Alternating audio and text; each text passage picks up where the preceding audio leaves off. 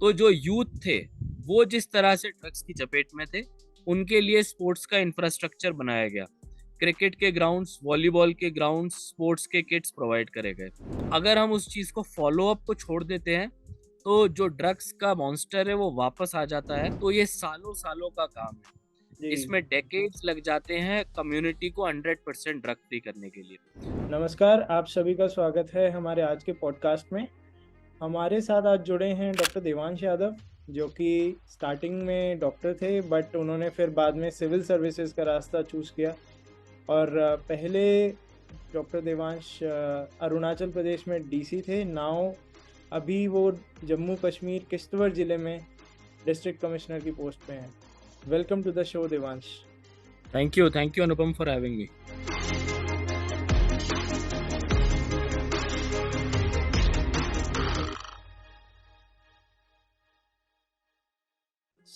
देवांश को इस शो पे हमारा बुलाने का मकसद ये था कि हम बहुत कुछ पब्लिक हेल्थ पॉलिसीज़ के बारे में आज डिस्कस करने वाले हैं।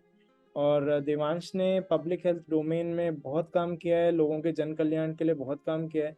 तो हम जानना चाहेंगे देवांश, अरुणाचल प्रदेश में आपने काफ़ी जन कल्याण योजनाओं पर काम किया, और जो आपकी फ्लैगशिप, जो मेन आपका काम था वहाँ तंबाकू की नशा मुक्ति को लेकर था।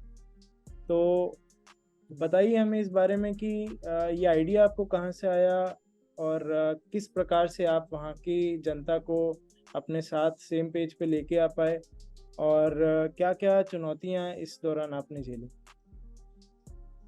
अरुणाचल में जो काम ड्रग्स को लेके था वो मेनली ओपीएम के लिए था, जी। जिसको कि हम लोकल भाषा में कानी बोलते हैं।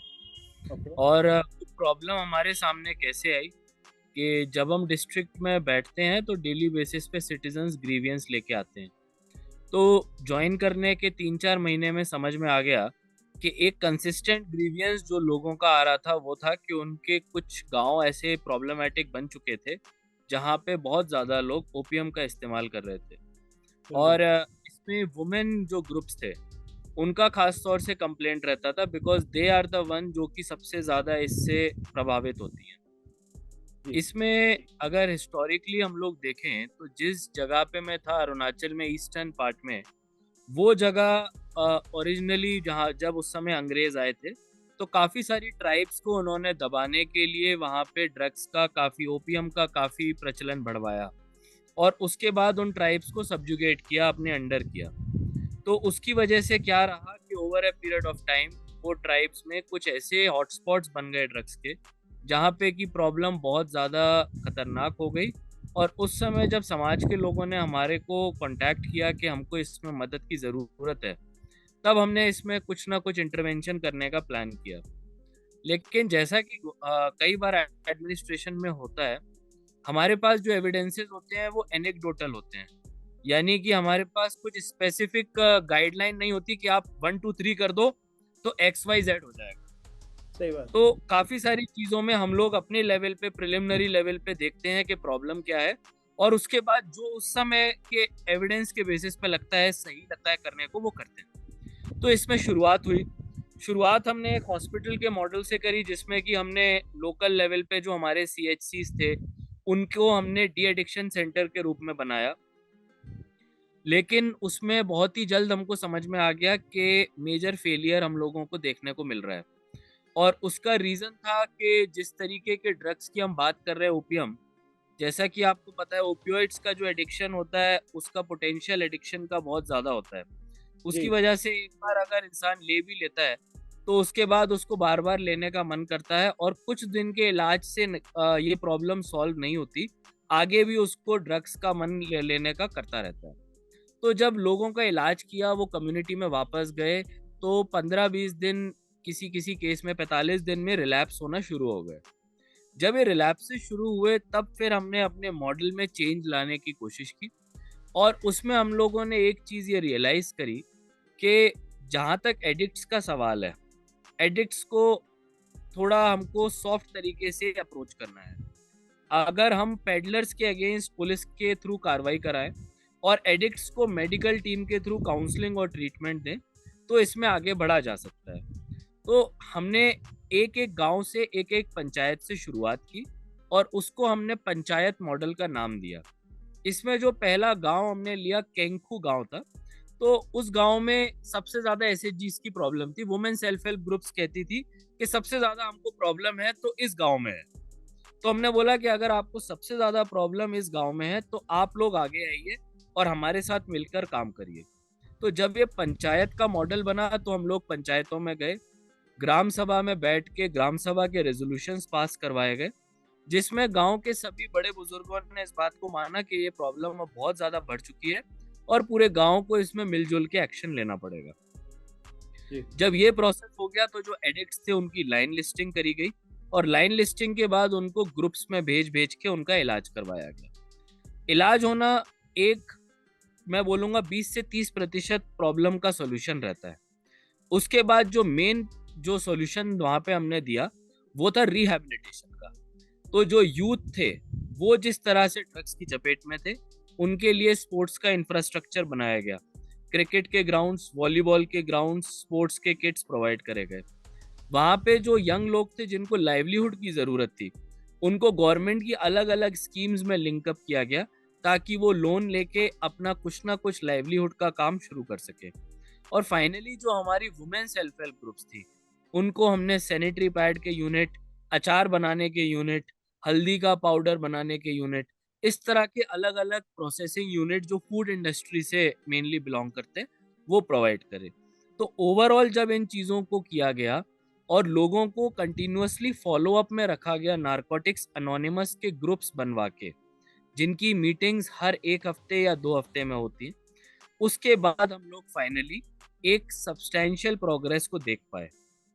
लेकिन मैं आज बताना चाहूँगा ऑलमोस्ट 1.5 साल हो गया है उस बात को जी। और अभी भी अगर हम देखें, तो अगर हम उस चीज़ को फ़ॉलो अप को छोड़ देते हैं, तो जो ड्रग्स का मॉन्स्टर है वो वापस आ जाता है और फिर से जो हमारा यूथ है उनकी चपेट में आता है। तो एक चीज़ जो देखने को मिली कि इसमें अगर एफर्ट्स चाहिए, तो ये सालों-सालों का काम है। जी। इसमें डेकेड्स लग जाते हैं कम्युनिटी को 100% ड्रग फ्री करने के लिए। तो इसमें this is what I have to share with you. बहुत अच्छी कहानी आपने बताई डॉक्टर देवांश। सस्टेन्ड एफर्ट्स चाहिए होंगे लोगों को ड्रग फ्री करने के लिए, कम्युनिटी को ड्रग फ्री करने के लिए, और जस्ट ड्रग फ्री करने से वहाँ का जो यूथ है वो इस मॉन्स्टर से बाहर नहीं निकल पाएगा। लाइवलीहुड देना और उनकी एनर्जी को चैनलाइज़ करना बहुत इम्पोर्टेंट है। तो इस दिशा में आगे बढ़ते हुए डॉक्टर देवांश, क्या इस दौरान आपने कोई चुनौतियों का सामना किया वहाँ के लोकल ट्राइब से, वहाँ के लोकल माफिया से, या और किसी तरह के वहाँ पॉलिटिकल ऑर्गेनाइजेशंस ने आपको अपोज करने की कोशिश की? चैलेंजेस इसमें काफ़ी मिले। सबसे पहले तो सेल्फ हेल्प ग्रुप्स का मोटिवेशन। जी। घर की हाउसवाइफ हैं, रात-रात भर वो लोग अपने गाँव में पहरा देती थी। Village monitoring committee, surveillance committee का पार्ट बनती थी। अब रात को 11 बजे तक अगर किसी को पहरा देना है तो ऑब्वियसली घर से प्रॉब्लम आएगी कि आप लोगों ने घर पे भी ज़रूरत है आपकी। तो पहला इश्यू वो था। दूसरा था ये जो पेडलर्स थे, ये समहाउ बायपास करने की कोशिश कर रहे थे। लेकिन फिर हमने पुलिस को ऑन बोर्ड लिया और जिसको बोलते हैं एक ओनरशिप ऑफ द इनिशिएटिव उसको करवाया। तो जहाँ भी हम लोग मीटिंग्स लेते थे, तो पहले पुलिस उस गाँव में जाके ओपीएम के जो पाइप्स होती थी उनको गैदर करती थी। उनको गैदर करके पहले कम्युनिटी के सामने जलाया जाता था एज़ अ मार्क कि भई हम लोग ड्रग्स को अब छोड़ने की मुहिम में लग गए हैं। और उसके बेसिस पे पुलिस भी काफ़ी मोटिवेट हो गई और उनके लोगों ने बहुत अच्छा काम किया। जहाँ तक पॉलिटिकल सिस्टम का ताल्लुक है, मुझे लगता है बहुत सपोर्ट मिला क्योंकि ये प्रॉब्लम सभी जगह आ रही थी। लोगों को बस ये लग रहा था कि अब इसमें करना क्या है। और जी। लकीली डिपार्टमेंट की तरफ से अराउंड द सेम टाइम हमारे को एक full fledged de addiction centre भी मिला। उसकी वजह से काफ़ी मदद मिली क्योंकि जो ट्रीटमेंट था हमारा साइंटिफिक हो गया और वहाँ पे जो 45-50 दिन का पीरियड रहता था, उसमें भी एडिक्ट को हम काफ़ी इंटरवेंशंस और ट्रेनिंग दे पाए। ओके। तो बहुत ही सराहनीय प्रयास रहे डॉक्टर देवांश आपके वहाँ पे, और ज़ाहिर-सी बात है फ़ॉलो अप करना रहेगा। जो भी आगे इस एडमिनिस्ट्रेशन का पार्ट बनेगा उसको फ़ॉलो अप करना पड़ेगा इन लोगों को आपके एफ़र्ट्स को सस्टेन करने के लिए। तो अगला सवाल मैं आपसे ये पूछना चाहता हूँ डॉक्टर देवांश, बहुत लोग अभी भी नशे की लत से जूझ रहे हैं हमारे देश में। इस तरह के लोगों के लिए या उनके घरवालों के लिए आपकी तरफ से कोई सलाह? जितने भी लोग अभी ड्रग्स की चपेट में, आई थिंक सभी को पता है कि उनकी हेल्थ के लिए ख़राब है। जी, शायद ही कोई ऐसा होगा जो कि इस चीज़ को नहीं जानता है। बट वो लोग मजबूर हैं, जिस तरह का एडिक्शन का इफ़ेक्ट होता है, वो लोग नहीं रोक पाते हैं। मुझे लगता है कि हम लोगों को उन सभी एडिक्ट्स को, उनकी फैमिलीज़ को एक प्राइवेसी और कॉन्फिडेंशियल तरीके से सामने आने का मौका देना चाहिए, जी, ताकि वो लोग बिना डरे अपने आप को बाहर ला सकें और इलाज के लिए मोटिवेट कर सकें। जो जी, पेरेंट्स होते हैं उनके लिए इम्पोर्टेंट है कि जो यंगर एज ग्रुप है, जैसे अभी भी हम लोग ड्रग्स पे काम कर रहे हैं, तो उसमें जो यंगर एज ग्रुप है उसमें अर्ली साइंस को कैसे डिटेक्ट करना है। जी, तो अर्ली साइंस का डिटेक्शन बड़ा ज़रूरी है कि कब आपको लग रहा है कि बच्चा गलत डायरेक्शन में जा रहा है। आप पॉकेट मनी देते हैं, उसने अननेसेसरीली उसका एक्सपेंडिचर बढ़ता जा रहा है, रीज़न आपको समझ में नहीं आ रहा, बिहेवियर में चेंज आ रहा है, बदलाव आ रहा है। उसके अलावा पढ़ाई में जो उसके मार्क्स आते थे वो कम होने लग गए। क्लास में वो कई बार एब्सेंट हो जाता है बिना बताए। इन चीज़ों को मुझे लगता है एक अच्छी पेरेंट्स टीचर मीटिंग के थ्रू, अगर हम टीचर्स और पेरेंट्स का अच्छा समन्वय बनाएँ, तो किया जा सकता है। जी। और इस चैनल के माध्यम से मैं ऐसे माँ-बाप से गुज़ारिश करना चाहूँगा कि अपने बच्चों पे भड़कने की बजाय, डाँटने की बजाय इस चीज़ को एक बीमारी के तौर पर लें, ताकि नशा मुक्ति के लिए आप मेडिकल हेल्प सीख कर सकें और मेडिकल प्रोफ़ेशनल के पास जा सकें, क्योंकि इस चीज़ को मदद की ज़रूरत होती है, ना कि नेगेटिव माहौल बनाने की। नेगेटिव माहौल बनने से बच्चा जो है वो ड्रग्स की चपेट में और गहरा भी फँस सकता है। आखिरी सवाल डॉक्टर देवांश आपसे मेरा, आपको क्या लगता है हमारे देश को ऐसे और प्रोग्राम की आवश्यकता है? और यदि आप कहते हैं हाँ, तो किस तरह से आपका सलाह रहेगा जो हमारे एडमिनिस्ट्रेशन है उसके लिए? डेफ़िनेटली मैं बताना चाहूँगा सभी को आपके माध्यम से कि भारत सरकार इसमें नशा मुक्त अभियान एक नेशनल लेवल पे चला रहा है, जिसमें ministry of social justice and empowerment काफ़ी इनिशिएटिव्स ले रही है। जी, जिले में हमको काफ़ी फ्रीडम दी जाती है, हर डिस्ट्रिक्ट में फ्रीडम दी जाती है कि हम लोग अपने लेवल से उस प्रॉब्लम को टैकल करें।